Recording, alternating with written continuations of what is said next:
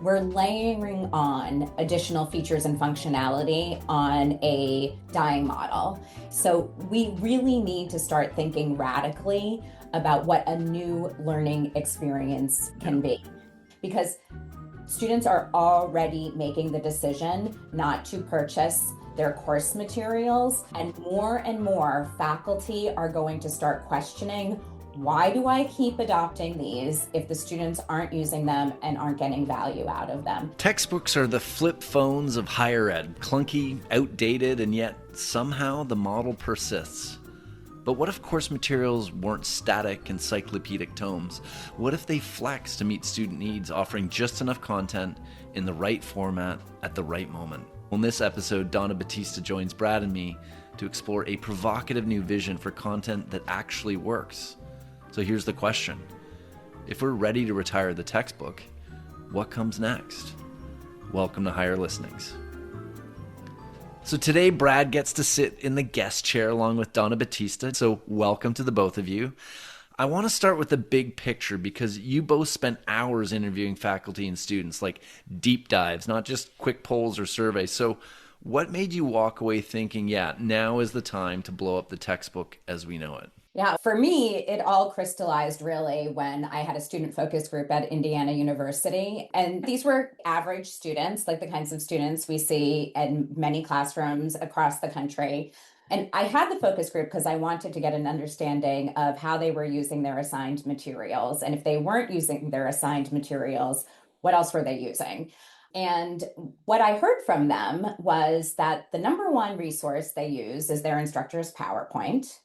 And when they need more than their instructor's PowerPoint, they'll go online and they'll find other lecture videos, for instance, or flashcards or other kinds of practice tools, which is a little confusing, right? Why, if your instructor has assigned a resource to you that they believe is the best resource for your learning, would you seek out other materials? Which was the question that I asked them. Basically, I took away two big things from them. The first thing was, sometimes I just get it. And textbooks are just so dense. And there's pages and pages on every topic. I just don't need to read all that sometimes. And sometimes I do need more. And when I need more, I don't need more reading necessarily. Sometimes I need another person to explain it to me, another lecture, or I need some kind of animation or something to see how it's working in the real world.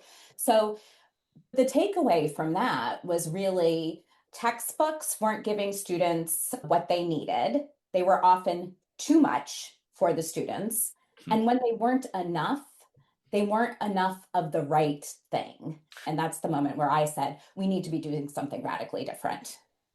So there's been a lot of people talking about how AI is going to solve the textbook cost problem. And I'm sure there's more than a few students out there rejoicing at the thought of low or even no cost course materials.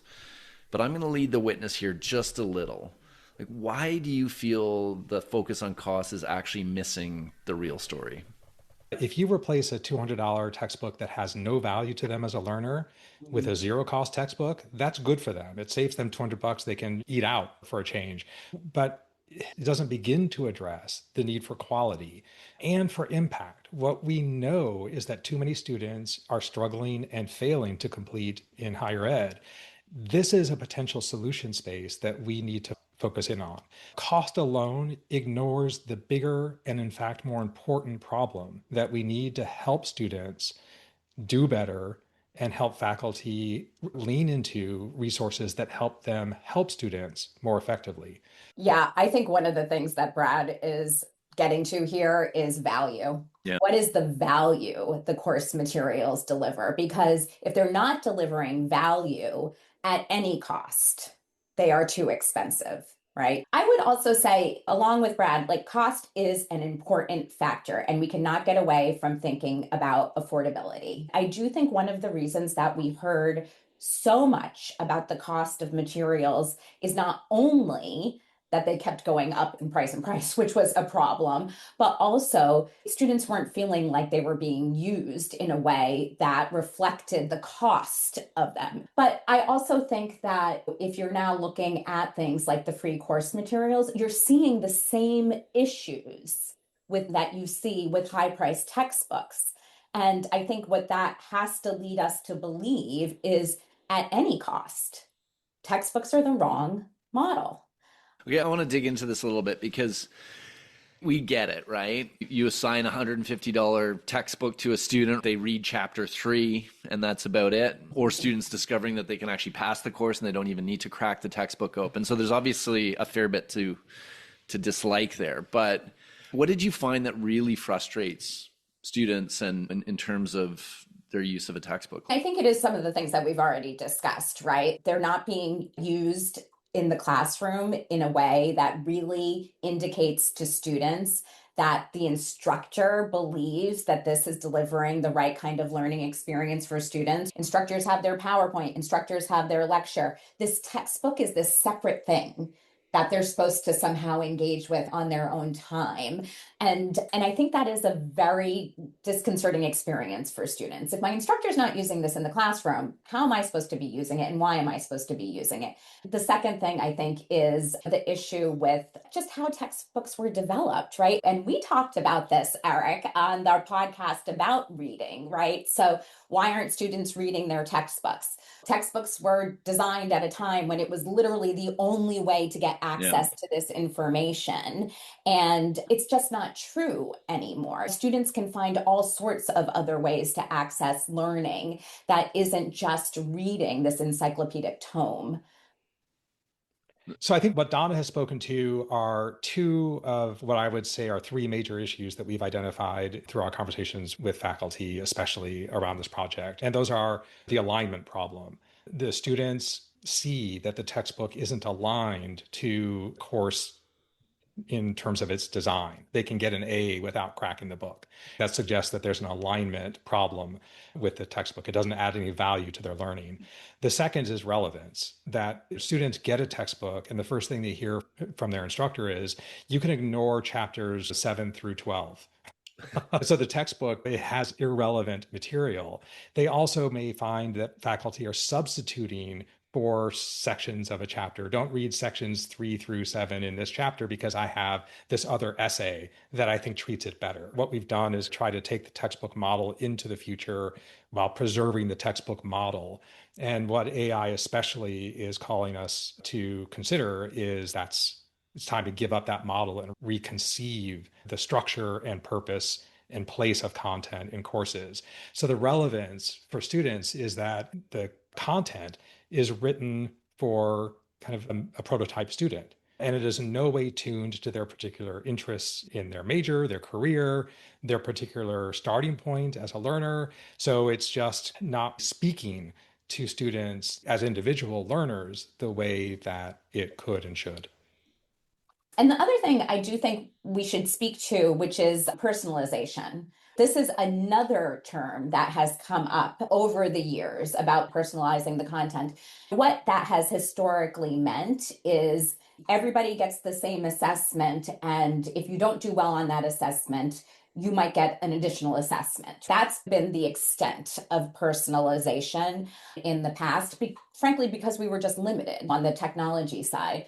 But true personalization is really going to adapt to the students, their interests, but also their own ability to understand the material and their own interest in finding different modalities when they don't understand the material. And again, I think that is something that is now available to us that had not been available to us in the past.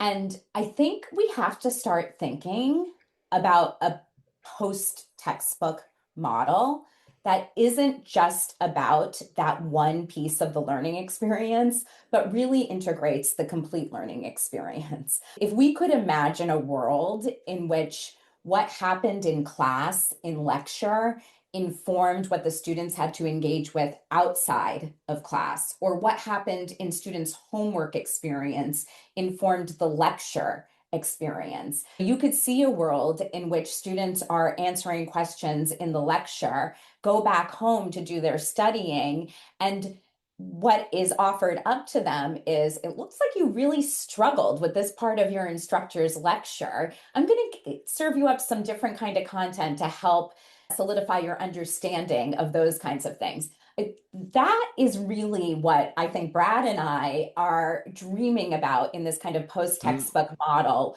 where it is a more integrated learning experience, a more holistic learning experience, where the power of AI can really be used as a way to gather all of that data about the student's learning experience and make sure that what they're being served up is unique to them and their needs. So you've identified 6 themes based on these interviews with faculty and students. And I imagine each one is pointing to a future where content isn't just cheaper or flashier, because we know that's not really the end goal, but genuinely more effective.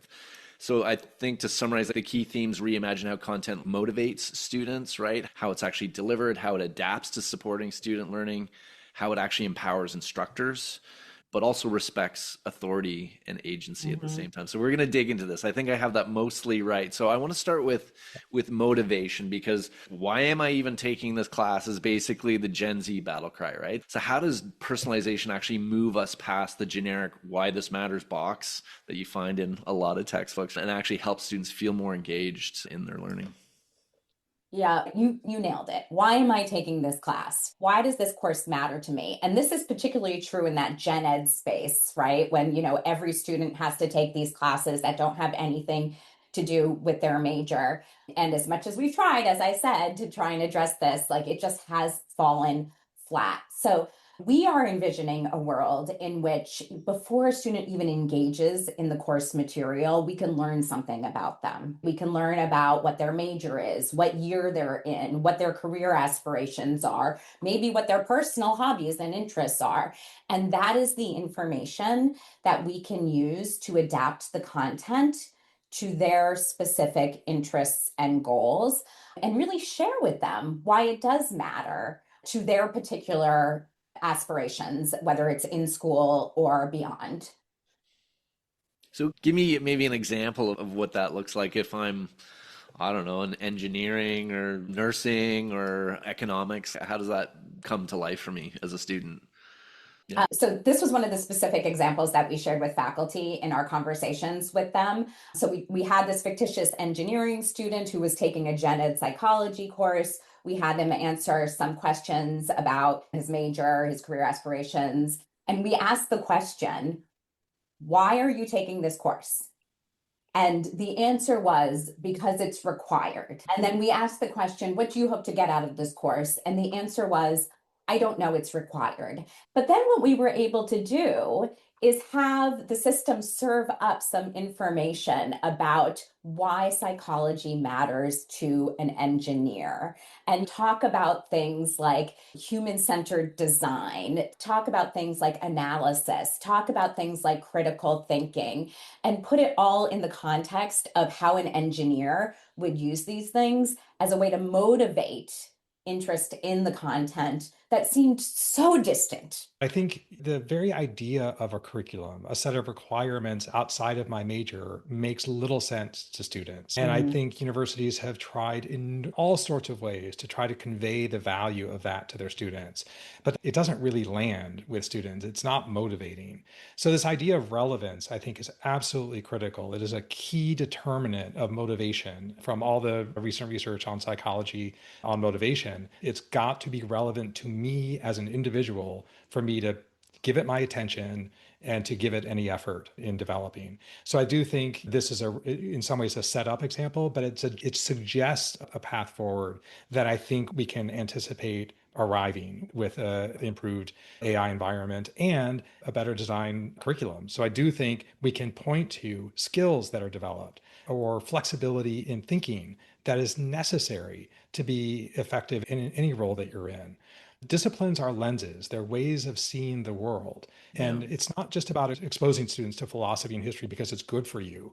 And I think there are ways to make these connections much more direct and meaningful to students in real time when they're interacting with this kind of system because they can press, they can engage in a conversation to get clarity. It's not just a one and done kind of thing. They return to this over and over during the course of the semester. And at every point, there are opportunities to make these connections tightly. Like this particular chapter has relevance in these particular ways. And I think there's real hope there, I think, for creating relevance that's down and tuned to the very individual learner. So, speaking of relevance, I think the old method might have been I'm going to assign you 47 pages of dense reading for the next class, as opposed to thinking about maybe just enough of the right type of content. And that might include it's audio for pronunciation heavy topics, or video in some cases might be a better tool. And I think that plays into the relevance factor as well in terms of how students prefer to learn, what's actually going to be more efficient for their learning. So, how do these things actually address the reading habits, as it were, of today's students? Yeah, the first thing I want to say is I don't think either Brad and I are against reading, but the goal should be about learning the material, and the modality should be focused on what is the best way to learn the material. And Yeah. sometimes the goal is learning how to be a better and critical reader. So what we envisioned with the faculty that we spoke to is starting with some very streamlined and concise content that would get across the main ideas, not unlike your instructor's PowerPoint, which students were finding very valuable. So that's where you start. And again, it could be narrative, but it doesn't have to be. It could be video, it could be audio, it could be whatever modality made sense in it. And the student has an opportunity to say, this is enough. This is what I needed. I can move on from here. So having that content that is, again, starts streamlined and multimodal is, I think, an important place to start with the materials that we deliver to the students.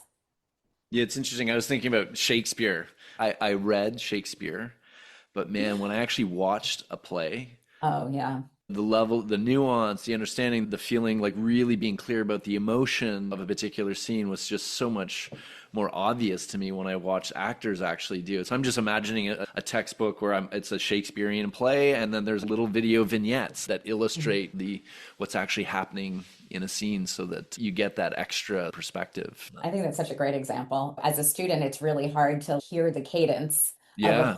play, right? But then when you hear the actor do it, it just, the meaning comes across in a different way. And that is really the goal, right? How are we delivering meaning to the students, and what is the right modality to do that?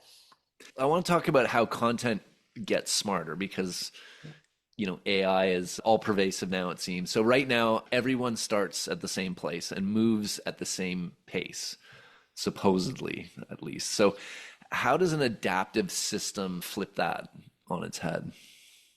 For a long time, we've known that assessment for learning, assessment that is designed to actually help drive students forward in their learning, as opposed to assessing them to see that whether and to what degree they have learned, right? So the summative assessment, which has been the predominant mode of assessment in higher ed, this is an opportunity for us to put that into the hands of students in a way that drives their learning in real time. So we can do diagnostic assessment. So instead of opening a textbook and cranking through the chapter and answering the questions at the end of the chapter, I start with an assessment that in real time determines what I currently know, what I don't know, and it takes me to the material that is most important to me in this moment, given that diagnostic assessment.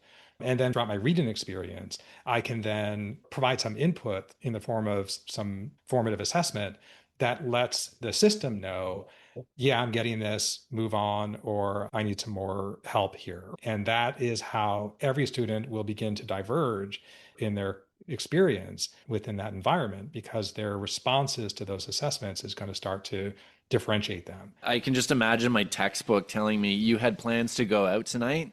You need to cancel those because we got to go back and look at chapter 3 another time.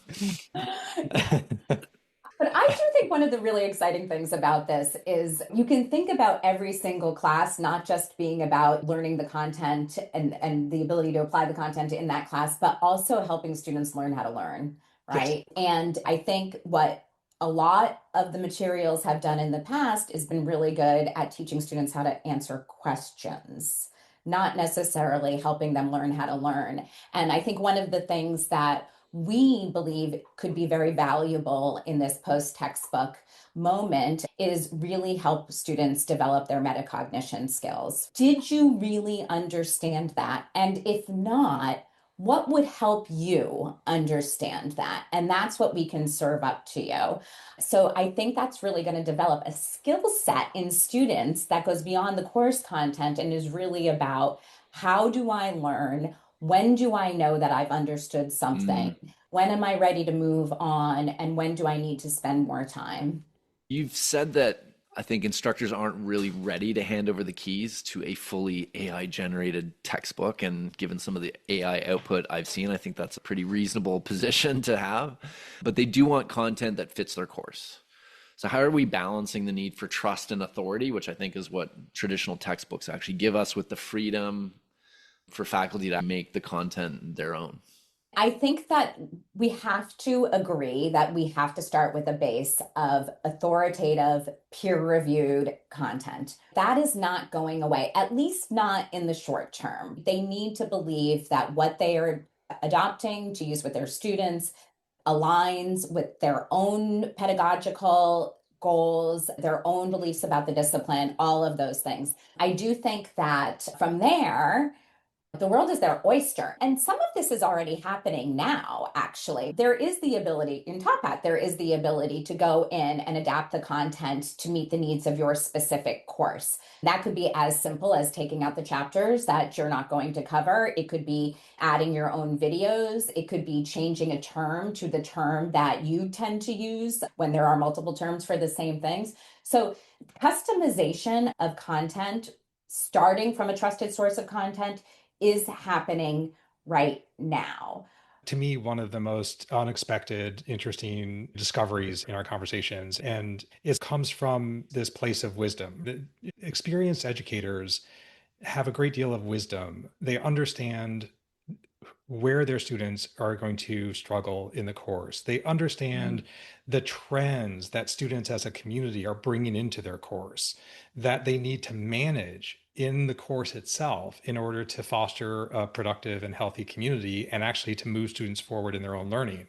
Specifically, take a political science course. Students are going to come in with extreme and raw attitudes, and they're going to be very deeply committed to some of them to pretty extreme views.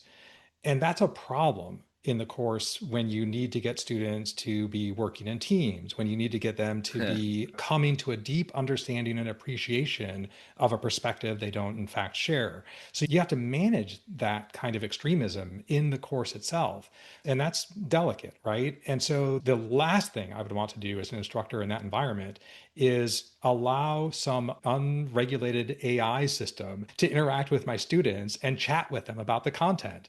So, what we discovered was that what faculty really want is some level of control over how the system understands the context of the course in ways that inform its responses to students. So you could imagine, in the same way that instructors spend a great deal of time with TAs at the start of the semester, talking about the course, talking about their assessments, setting expectations for their TAs about how to manage certain conversations that they know are going to come up.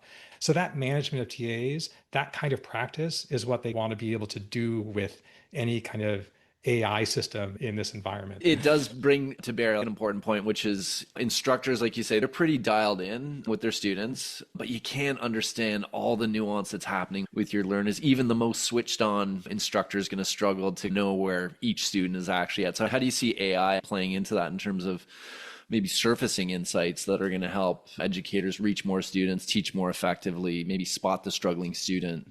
And also the students that are thriving, frankly, because sometimes we don't maybe pay enough attention to the students who are actually really doing well in a course. I think, again, this is an area where our conversations with faculty were really illuminating and quite exciting. What they wanted and what they think they should be able to get from folks like us is insights. Tell us, based on all of this activity, give me some recommendations, give me some insights to where my students are currently in their understanding. How do I meet individual needs where I need to invest time there, either to take students who are really excelling and mentor them toward a major or toward something challenging? So that's one thing. The second thing is, for those who are data savvy, they did want data and they wanted to be able to interrogate that data in a natural language sort of way. So what they wanted was to be able to query to have a conversation about the data and be able to rearrange the data and probe the data and see if they could arrive at some interesting discoveries of their own, understanding the impact of your design and your choices, and to see based on the data that you get back, how can I improve? How can I try to redesign this to help more students be more successful? Well, I want to bring this back to the ed tech community. Like, what's the most important step for this community to take to bring this vision to life? I think the most important thing that we can do is move away from incrementalism, because that is what we're seeing right now. We're layering on additional features and functionality on a dying model. So we really need to start thinking radically about what a new learning experience Yeah. can be.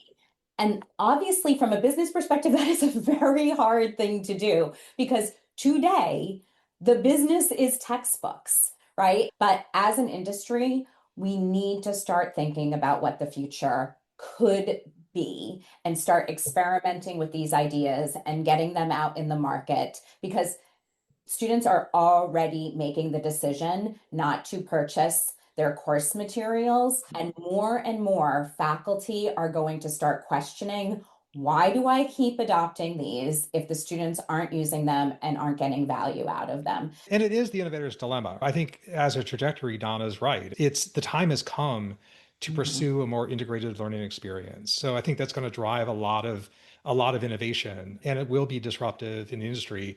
What faculty can do here, and this is where I'd like to suggest Yeah. for our listeners, faculty have a great deal more agency than I think they appreciate. In the near term, there are things that they can do to make the textbook more valuable for their students. I think they can pursue transparency, do what they can to speak to the students about the relevance that this experience has to them, try to make clear the purpose of the reading before their students engage in it, try to help them understand how they should read, which I think a lot of people don't think about. So I think there are things that faculty can do here and now to make the traditional textbook experience better for their students. So fast forward 5 years, what's the biggest shift a student's going to feel in their learning experience? I do believe that if we can deliver on this kind of experience where you have a well-aligned course experience, a more holistic 360 course experience, an experience where students are learning how to learn in every single class, I think the most positive outcome we can get out of that is students stop questioning the value of their education. I think that is the thing that we can start moving to. And I think it is one of the really important things that we need to do. And what I would hope for is a more fully integrated learning experience. I think the experience that students have today is a really fractured one. They go from course to course, they're radically different experiences. So they're trying to make meaning out of a curriculum that doesn't make any sense to them. And so I think 5 years from now, I would sure hope students are seeing their learning experience holistically as connected, integrated, and meaningful to them as a human being, that this is going to propel them forward in their career and their life in ways that they value. Clearly essential work, for sure. Clearly. Thank you both so much for being on the podcast. It's been wonderful talking with you. Thank you. It's a lot of fun. Thanks, Eric. Higher Listenings is brought to you by Top Hat, the leader in student engagement solutions for higher education. When it comes to curating captivating learning experiences, we could all use a helping hand, right?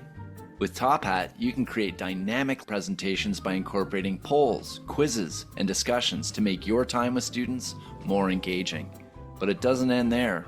Design your own interactive readings and assignments and include multimedia, video, knowledge checks, discussion prompts. The sky's the limit. Or simply choose from our catalog of fully customizable Top Hat e-texts and make them your own. The really neat part is how we're putting some AI magic up your sleeve. Top Hat Ace, our AI-powered teaching and learning assistant, makes it easy to create assessment questions with the click of a button, all based on the context of your course content. Plus, Ace gives student learning a boost with personalized AI-powered study support they can access anytime, any place. Learn more at tophat.com/podcast today.